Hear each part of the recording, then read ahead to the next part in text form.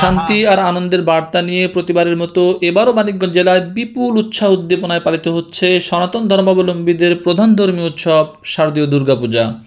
জেলায় এবার 562 মণ্ডপে এই মহোৎসবের আয়োজন করা হয়েছে। সর্বত্রই পূজা উদযাপিত হচ্ছে সম্পূর্ণ শান্তিপূর্ণ পরিবেশে।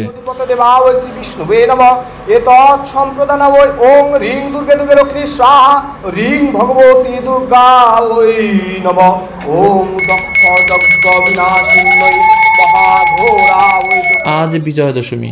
প্রতিমা বিসর্জনের মধ্য দিয়ে দেবী দুর্গার মর্তলোক থেকে বিদায় এবং কৈলাসে ফিরে যাওয়ার আচার পালিত হবে।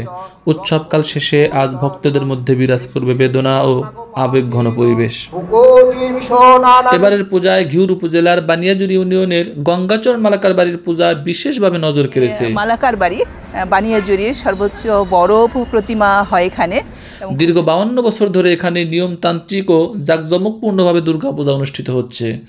ঐতিহ্য ও আভিজাত্যের মিলনে এই মালাকার বাড়ির পূজা জেলার অন্য মণ্ডপগুলোর মধ্যে একটি আলাদা আকর্ষণ হিসেবে স্বীকৃতি পেয়েছে। আমাদের মন্ডলের কোনো হিসাব নাই, যতক্ষণ লোক আছে ততক্ষণ চলবে। 3 দিন তো 2 দিন খিচুড়ি খাওয়ায় আর একদিন খাওয়ায় মাছ ভাত। দর্শনার্থীরা এই পূজা দেখতে এসে উচ্ছ্বাস প্রকাশ করেছেন।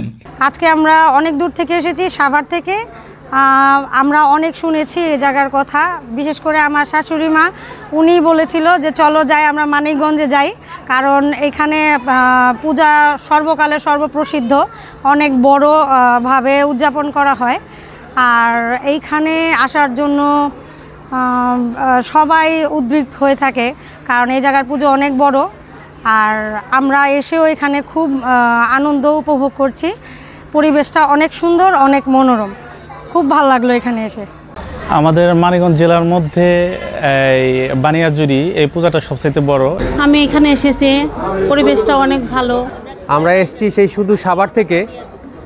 অনেক দিন আসবো করে আসলে আসা হয়নি, আসার পরে দেখলাম এই জায়গার পরিবেশটা আসলেই খুবই সুন্দর। আম্মুর সাথে পূজা দেখতে এসেছি, আমার খুব ভালো লাগছে। গঙ্গাচরণ মালাকার বাড়ির উত্তরসূরি ও পূজা আয়োজক পরিবার সদস্য অমূল্য মালাকার ঝন্টু বলেন, আমাদের পরিবারে 52 বছর ধরে এই দুর্গাপূজা অনুষ্ঠিত হচ্ছে। এই পূজা এখন জেলার মানুষের মিলন মেলায় পরিণত হয়েছে। সবার ভালোবাসা আর অংশগ্রহণেই এই ঐতিহ্য টিকে আছে। আমার শ্রদ্ধেয় দাদা শ্রী গঙ্গাচরণ মালাকার 1974 সনে এই পূজা আরম্ভ করেন। আজকে 2025 সালে আমাদের 52তম এই লোকনাথকুটি মালাকার বাড়ি দুর্গা উৎসব হতে চলছে।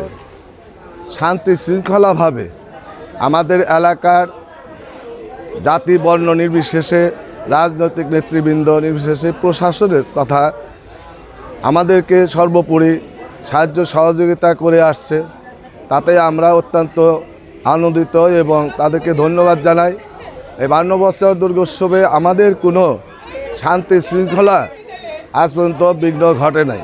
জেলা প্রশাসন ও সংশ্লিষ্ট কর্তৃপক্ষ পূজা মণ্ডপগুলোতে নিরাপত্তা ব্যবস্থা জোরদার করেছে। স্থানীয় পূজা মণ্ডপগুলোয় অংশগ্রহণকারী ও দর্শনার্থীদের শান্তি শৃঙ্খলা বজায় রাখার আহ্বান জানানো হয়েছে। শুভ শারদীয় শুভেচ্ছা।